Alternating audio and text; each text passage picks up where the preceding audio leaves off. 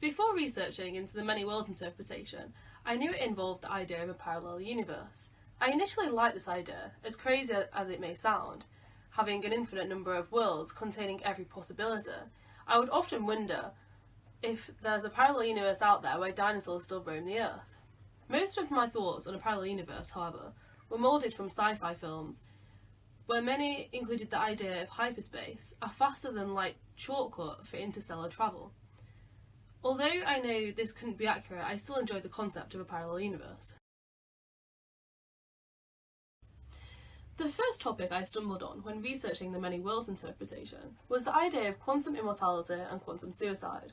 This thought experiment took an observer and put them in the place of Schrödinger's cat, having a 50% chance of survival and a 50% chance of death. In my explanation, I used a proton, having a 50% chance of spinning one way, triggering an explosion, and a 50% chance of spinning the other way.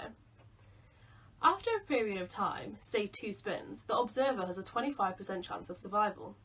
If you continue this for, say, 100 spins, the chance of survival is 1 in 2 to the power of 100, which is a very small number, so small it can't be left to chance if the observer survives.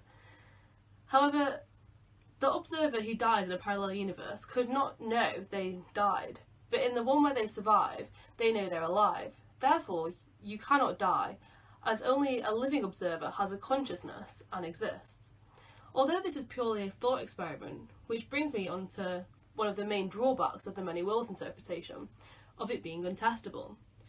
There is no way to prove or disprove whether a parallel universe exists. With no evidence and no hope for evidence in the foreseeable future, I find the idea of the many worlds interpretation slipping away. The main drawback, in my opinion, is how the many worlds interpretation violates the conservation of energy.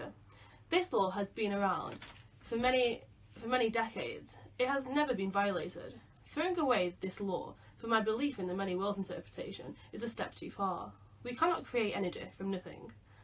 This concept is drilled into us since we were children.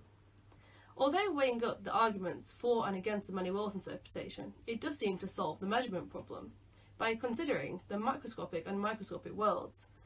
It also avoids the need for wave function collapse, a blunder for many other interpretations. The many worlds interpretation, however convenient it may seem to avoid problems such as wave function collapse, for me it's not enough to balance out with violating the law of conservation of energy. Thinking about the Copenhagen interpretation and how all we can know about the world is what we can measure, also that there's nothing more fundamental than probabilities and measurement, to me this feels like the safest bet. However, I found one concept troubling, the idea of complementarity. How light can act as a wave or particle, but not both simultaneously. With the de Broglie-Bohm theory, at first look seems promising, restoring a predetermined universe, although it states there is no such thing as a measurement problem in quantum physics, as particles can only be in one place at one time. In the path integral interpretation, saying light travels along a path that minimises the time taken, and the idea behind having a probability amplitude for finding a particular state in the future sounds promising, although disregarding all rules and laws, in my opinion, seems too disturbing. Overall, I believe the Copenhagen interpretation is the safest answer. However, I do believe that we don't truly understand the quantum world, just how in the past many physicists believed in an Earth-centred solar system. I feel we have barely scraped against the quantum realm, and new experiments haven't been thought of to investigate it, as we don't quite know what to look for.